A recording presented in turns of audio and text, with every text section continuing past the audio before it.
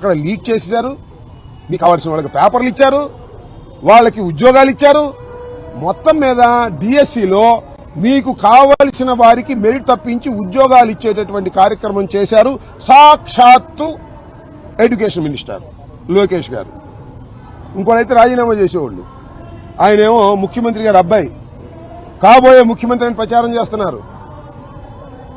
ఇంకోళ్ళైతే ఈ పాటికి తప్పించేసేవాడు చంద్రబాబు నాయుడు. కొడుకుని తప్పించలేడు కదా. మీరు చూశారు కదా, సెంటర్లో కేంద్ర మంత్రి రాజీనామా చేసి వెళ్లవలసిన పరిస్థితి ఏర్పడింది. ఇలా అన్యాయంగా అక్రమంగా డిఎస్సిలో ఎప్పటి నుంచో ఎదురు చూస్తున్నటువంటి నిరుద్యోగులను మోసం చేసినటువంటి పాపం ఈ రాష్ట్ర ప్రభుత్వానిది, మరీ ముఖ్యంగా నారా లోకేష్ ది అని ఈ సందర్భంగా నేను చెప్పదలుచుకున్నాను. కాదంటే చెప్పమంటా. నేను ఎందుకు జీవోలు మార్చారని అడుగుతా ఉన్నా.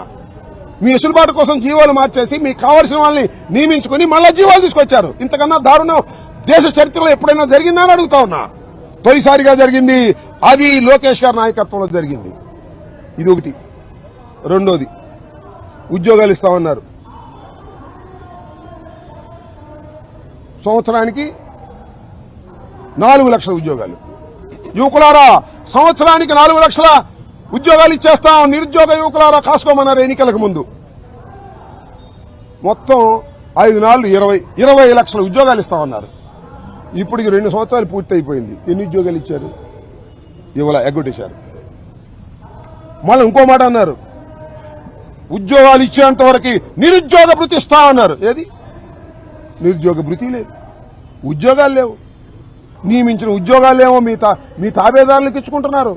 ఇంత ఘోరాతి ఘోరంగా ప్రవర్తిస్తున్నటువంటి నారా లోకేష్ తక్షణమే రాజీనామా చేయాలి, సిబిఐ ఎంక్వైరీ వేయాలి అని వైఎస్ఆర్ కాంగ్రెస్ పార్టీ డిమాండ్ చేస్తూ ఉద్యమ రూపాన్ని మరింత బలంగా ఇచ్చేటటువంటి కార్యక్రమం చేస్తున్నాం. ఇది ఈ ఉద్యమ షెడ్యూల్లో తొలి అడుగు. కలెక్టర్లందరికీ కూడా రికమెండేషన్ ఇచ్చేటటువంటి కార్యక్రమం చేస్తున్నాం. ఇది ఉధృతమైన ఉద్యమ రూపాన్ని తీసుకొస్తాం. జరిగిన అన్యాయం, అక్రమం, టీచర్ పోస్టుల కోసం పాపం ఆశపడుతున్నటువంటి అనేక మందిని మోసం చేసి మీ ఇష్టం వచ్చినట్టుగా ఇచ్చుకున్నారు. తక్షణమే ఈ రాష్ట్ర ఎడ్యుకేషన్ మినిస్టర్ నారా లోకేష్ రాజీనామా చేసి చిత్తశుద్ధిని చాటుకోవాలని వైఎస్ఆర్ కాంగ్రెస్ పార్టీన డిమాండ్ చేస్తున్నాం. ఈ కార్యక్రమం 10వ తారీఖు దాకా కొనసాగుతుంది. ఆ తర్వాత కూడా 10 తర్వాత కూడా మళ్ళా రీషెడ్యూల్, మళ్ళీ ఇంకో షెడ్యూల్ కూడా ఇస్తాం. దీన్ని వదిలిపెట్టే ప్రశ్న లేదు. ఇది పెద్ద స్కామ్, రాష్ట్రంలో జరిగినటువంటి స్కామ్. ఈ స్కామ్ కి సిబిఐ ఎంక్వైరీ చేయమని కూడా డిమాండ్ చేస్తున్నాం. ఓకే, ఎందుకు ఎవరు అడిగారు? ఆయన బహిరంగ చర్చకి ఎవరు అడిగారా? ఆయన నేను చర్చకు వస్తాను, చర్చలకు వస్తానంటాడు. రాజీనామా చేసి రమ్మను, ఎవరు కాదన్నారు? మేము అడుగుతున్న ప్రశ్నలకు సమాధానం చెప్పమను. నెంబర్ 1, లోకేష్, అంతకు ముందున్న జీవోని ఎందుకు రద్దు చేశావు? మళ్ళా నీ పని అయిపోయిన తర్వాత మళ్ళా జీవో ఎందుకు క్యాన్సిల్ చేశావు? అంటే ఏంటో తెలుసా? ముందేమో డోర్ ఉంటుంది, వెనక ఒక డోర్ పెట్టారు. ఆ వెనక డోర్ ఓపెన్ చేశారు. దానిలో దొరబట్టిన తర్వాత మళ్ళా డోర్ మూసేశారు. ఫస్ట్ జీవో దొరబట్టడానికి, ఆఖరి జీవో డోర్ మూసేయడానికి. అంటే నీ వాళ్ళని వెనక డోర్ నుంచి తెచ్చుకొని మళ్ళా డోర్ మూసేశావు. దీని ఒక్కదానికి సమాధానం చెప్పు నాయనా నారా లోకేష్, దీని ఒక్కదానికి సమాధానం చెప్పు. ఎందుకు అంతకు ముందున్న జీవోను మారిస్తే మార్చావు? మళ్ళీ పని అయిపోయిన తర్వాత ఆ జీవోని మార్చేసి పాత జీవో ఎందుకు తీసుకొచ్చావు? Is it not a valid question? ఈ వ్యాలిడ్ క్వశ్చన్ సమాధానం చెప్పడు కానీ చర్చకు వస్తాడంట. ఇప్పుడన్నా ఈ రాష్ట్రంలో చర్చలు జరిగినాయి. ఒకవేళ చర్చకు వస్తామని మేమన్నా కూడా పోలీసు బందోబస్తు పెట్టి ఇందా గేట్ దగ్గరికి రానిలే మమ్మల్ని. వాళ్ళని చెప్పాం, అబ్బాయి మీరు మంచిది కాదు, మేము ఏం చేయమా, శుభ్రంగా వస్తామని చెప్పాము. పోలీసులు పాపం ఏం చేస్తారు, వాళ్ళు పని వాళ్ళు చేస్తున్నారు పైనుంచి ఒత్తిడి వల్ల. కాబట్టి నేను చెప్పదలుచుకుంది ఏంటంటే, చర్చల పేరుతో డైవర్ట్ చేస్తున్నాడు నారా లోకేష్. అసలు నీతో చర్చలు చేయడానికి ఎవడు సిద్ధంగా లేడు. అసలు దీనికి సమాధానం చెప్పు. చర్చలు అంటే తెగకూడని ఏదన్నా ఉంటే అది చర్చల్లో. ఇంత స్పష్టంగా మేము చెప్తున్నప్పుడు చర్చలకు వస్తా అని చెప్పి ఊరికి కింద పైన ఎగురుతున్నావు. అదన్నీ కుదిరే పని కాదు. రాజీనామా చేసిరా చర్చలకి, మేము చర్చలకు సిద్ధంగా ఉన్నామని కూడా ఈ సందర్భంగా నేను చెప్పాను. అక్కడ లీక్ చేశారు, మీకు కావాల్సిన వాళ్ళకి పేపర్లు ఇచ్చారు, వాళ్ళకి ఉద్యోగాలు ఇచ్చారు. మొత్తం మీద డిఎస్సిలో మీకు కావలసిన వారికి మెరిట్ తప్పించి ఉద్యోగాలు ఇచ్చేటటువంటి కార్యక్రమం చేశారు సాక్షాత్తు ఎడ్యుకేషన్ మినిస్టర్ లోకేష్ గారు. ఇంకోటైతే రాజీనామా చేసేవాళ్ళు. ఆయనేమో ముఖ్యమంత్రి గారి అబ్బాయి, కాబోయే ముఖ్యమంత్రి అని ప్రచారం చేస్తున్నారు. ఇంకోళ్ళైతే ఈ పాటికి తప్పించేసేవాడు చంద్రబాబు నాయుడు. కొడుకుని తప్పించలేడు కదా. మీరు చూశారు కదా, సెంటర్లో కేంద్ర మంత్రి రాజీనామా చేసి వెళ్లవలసిన పరిస్థితి ఏర్పడింది. ఇలా అన్యాయంగా అక్రమంగా డిఎస్సిలో ఎప్పటి నుంచో ఎదురు చూస్తున్నటువంటి నిరుద్యోగులను మోసం చేసినటువంటి పాపం ఈ రాష్ట్ర ప్రభుత్వానిది, మరి ముఖ్యంగా నారా లోకేష్ ది అని ఈ సందర్భంగా నేను చెప్పదలుచుకున్నాను. కాదంటే చెప్పమంటాను. నేను ఎందుకు జీవోలు మార్చారని అడుగుతా ఉన్నా. మీ వెసులుబాటు కోసం జీవోలు మార్చేసి మీకు కావాల్సిన వాళ్ళని నియమించుకుని మళ్ళా జీవోలు తీసుకొచ్చారు. ఇంతకన్నా దారుణం దేశ చరిత్రలో ఎప్పుడైనా జరిగిందా అని అడుగుతా ఉన్నా. తొలిసారిగా జరిగింది, అది లోకేష్ గారి నాయకత్వంలో జరిగింది. ఇది ఒకటి. రెండోది, ఉద్యోగాలు ఇస్తామన్నారు. సంవత్సరానికి 4 లక్షల ఉద్యోగాలు.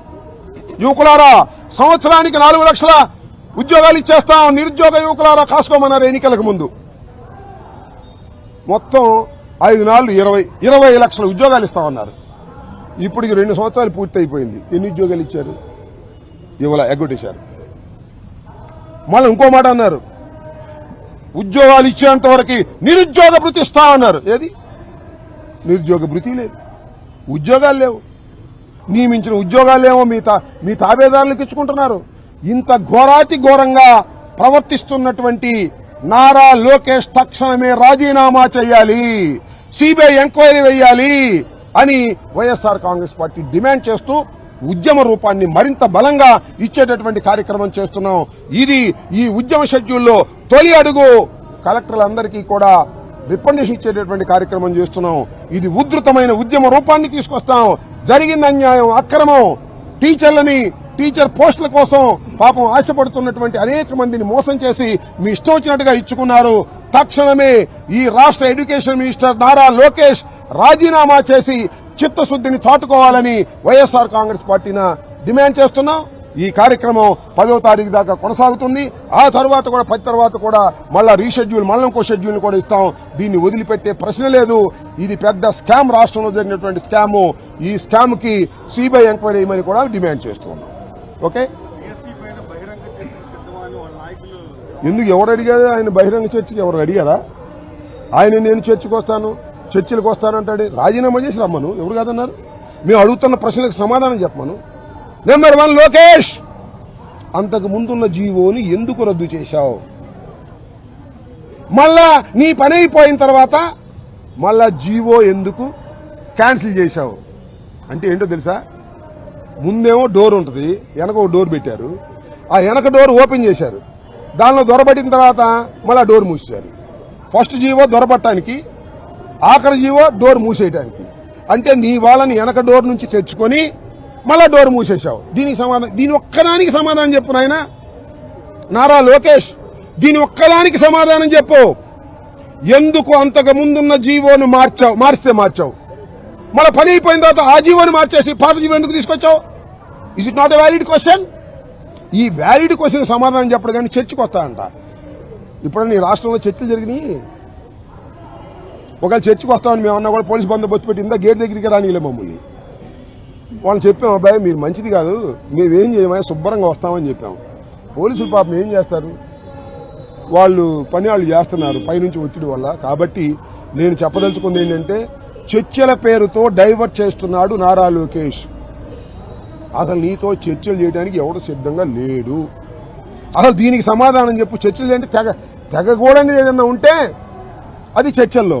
ఇంత స్పష్టంగా మేము చెప్తున్నప్పుడు చర్చలకు వస్తా అని చెప్పి ఊరికి కింద పైన ఎగురుతున్నావు. అదన్నీ కుదిరే పని కాదు. రాజీనామా చేసిరా చర్చలకి. మేము చర్చలకు సిద్ధంగా ఉన్నామని కూడా ఈ సందర్భంగా నేను చెప్పాను.